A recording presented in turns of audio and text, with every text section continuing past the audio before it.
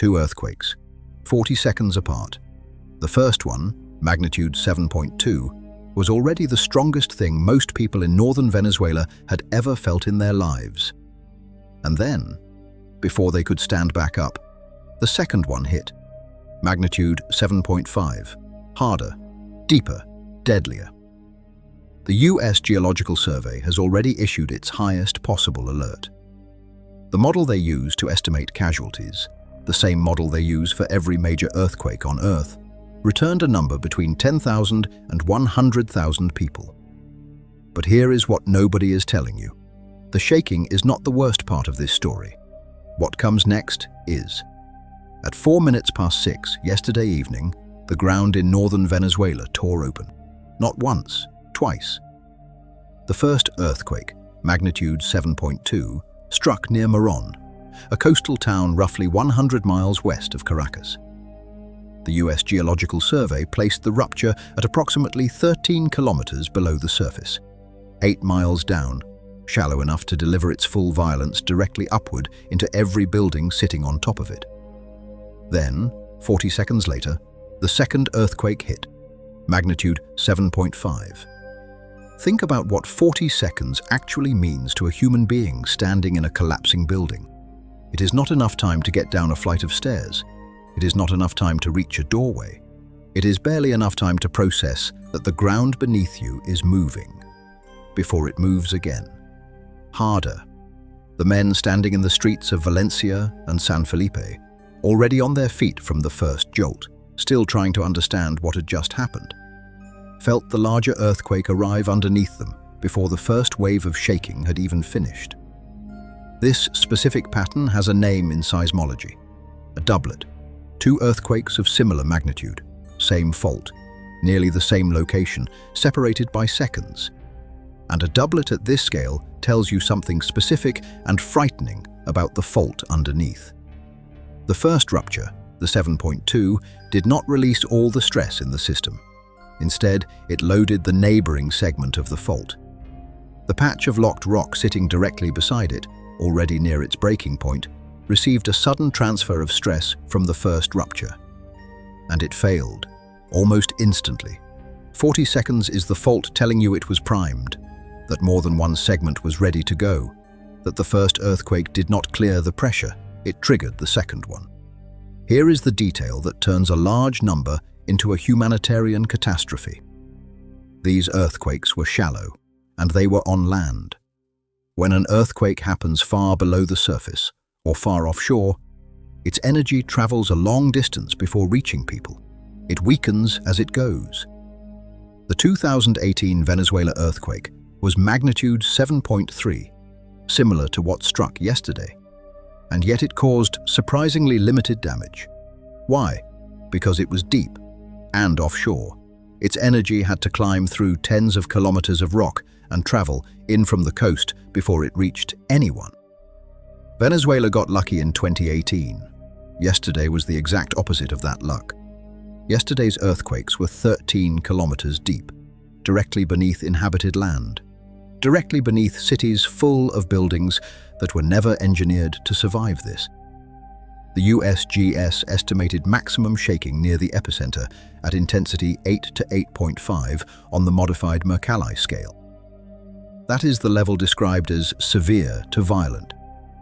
At that intensity, ordinary well-built structures take considerable damage. Poorly built ones collapse outright. Hillsides shake loose into landslides. Roads crack open, bridges fail. And the cities that were closest are the ones still going dark. Valencia, one of Venezuela's largest cities, sits just 37 miles from the epicenter. San Felipe, 18 miles.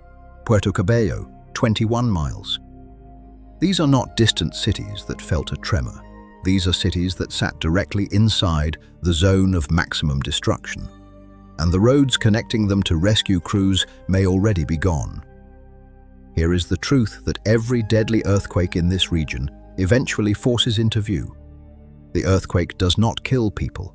The buildings do. The 1967 Caracas earthquake was only magnitude 6.6, far smaller than yesterday's sequence. and yet it killed between 240 and 300 people and caused tens of millions of dollars in damage. Not because the earthquake was powerful, because the buildings were not built to survive it. Yesterday's sequence was far larger, and the buildings standing over it were built in the same era, or older, with the same absence of modern seismic standards. Apartment blocks constructed before earthquake codes existed. Public buildings on soft ground that amplifies shaking.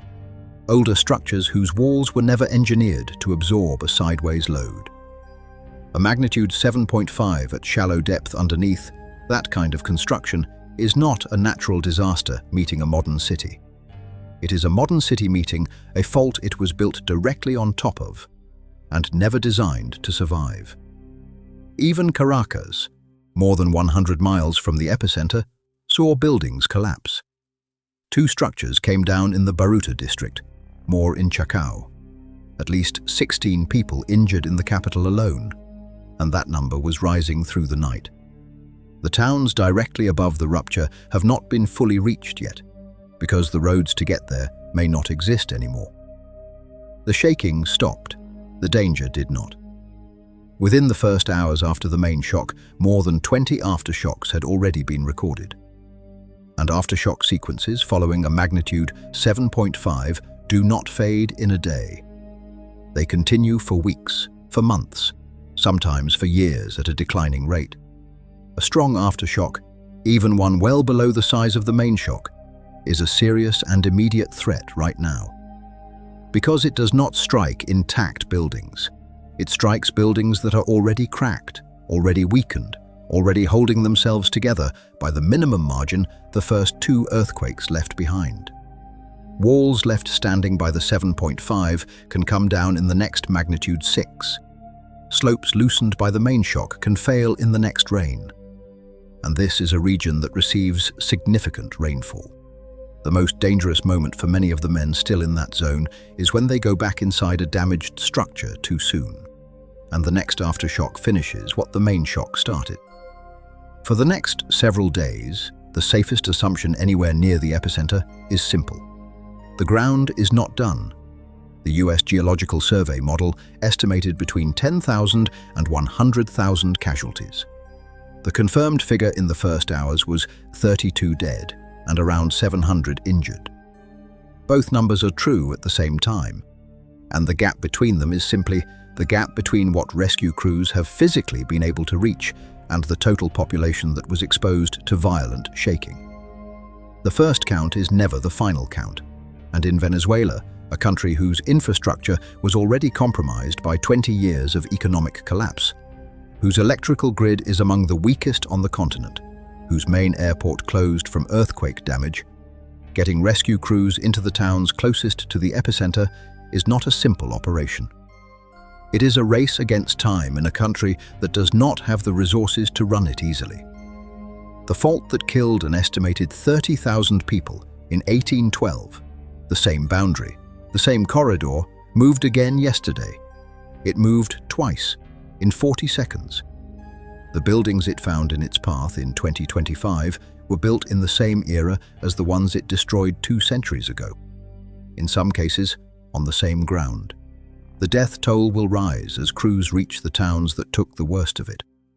The aftershocks will continue for weeks, and the fault, the Caribbean-South American boundary that has been loading quietly since the last time it broke, is still there. Still locked in the sections that did not slip yesterday. Still building pressure. The ground in northern Venezuela moved twice in 40 seconds. It will move again. The only question is whether the people living above it will be ready when it does.